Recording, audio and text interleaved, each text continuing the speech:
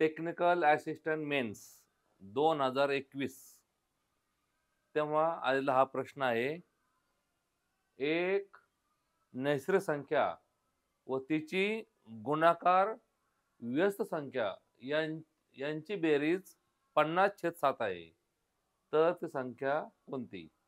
पहा, प्रश्न काय आहे, की एक नैसर्गिक संख्या म्हणजे काय? पूर्ण संख्या अशी 1, 2, 3, 4, 5, 6 आणि तिची गुणाकार व्यस्त म्हणजे आपल्याला माहिती आहे, की 10 असेल तर तिचा गुणाकार व्यस्त 10, 8चा गुणाकार व्यस्त 1/8, 12चा गुणाकार व्यस्त 1/12 असं. यांचे हे काय आहेत? गुणाकार व्यस्त आहेत. गुणाकार व्यस्त म्हणजे काय? त्या दोघांचा गुणाकार केल्यावर 1 येतो. त्याला म्हणायचं गुणाकार व्यस्त. आता ही संख्या आपल्याला माहीत नाही. तर काय करायचं? ती संख्या आपण x मानायची. x. ती संख्या आपण काय केली? x मानली. आणि तिची गुणाकार व्यस्त काय होणार आहे?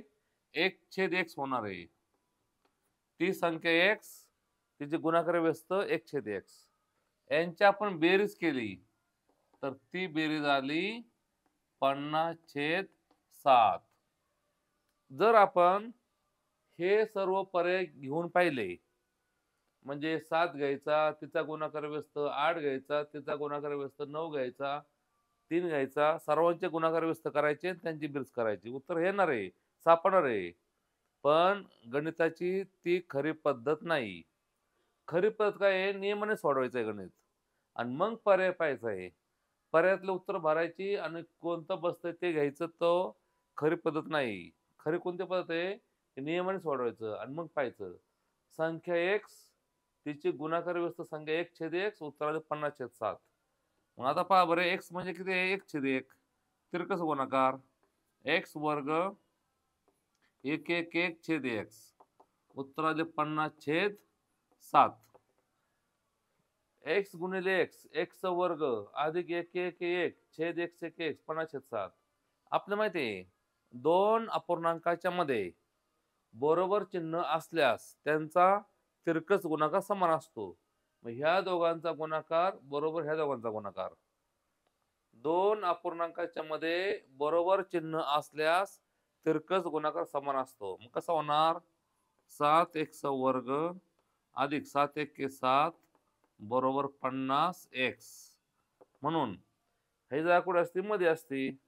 मग असं होणार 7x वर्ग वजा 50x अधिक 7 बरोबर 0. पहा, 50 अधिक इकडे वजा होणार. आता पहा बरे, 7 49. दोन संख्या अशा आहेत की ज्यांची बेरीज 50 आहे. पहा, दोन संख्या अशा आहेत की ज्यांची बेरीज 50 आहे आणि त्यांचा गुणाकार 7 49. गुणाकार 49 आहे. पहा, गुणाकार 49 आणि बेरीज 50. 49 आणि 1. 49 आणि 1 50 आणि 49 1 49. मग उत्तर असं मांडायचं खाली, 7x वर्ग वजा 49x वजा 1x अधिक 7 बरोबर 0. ह्या दोघांचा ग्रुप. आता पहा बरे, 7x आणि 49x आहे. येथे 7 हे 49 आहे. 7च्या पुढे 49 आहेत आणि x पण आहे. मग असं करायचं आपण, 7x कॉमन काढायचा. x वजा 7 49 वजा, दोघांना जर कोणी भाग जात नसेल तर एक अंक बाहेर काढायचा. मग 1 आला, कंसात आले x वजा 7 बरोबर 0. अधिक भागिले वजा, उत्तर वजा आलं. डबल कंस एकत्र मांडायचा, राहिले एकत्र मांडायचं. x वजा 7 आणि 7x वजा 1 बरोबर 0. म्हणून x वजा 7 बरोबर 0 किंवा 7x वजा 1 बरोबर 0.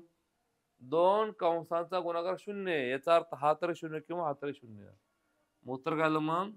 x बरोबर 7 किंवा वजा 1 अधिक होणार, गुणिले भागिले होणार. x बरोबर 1/7 होणार.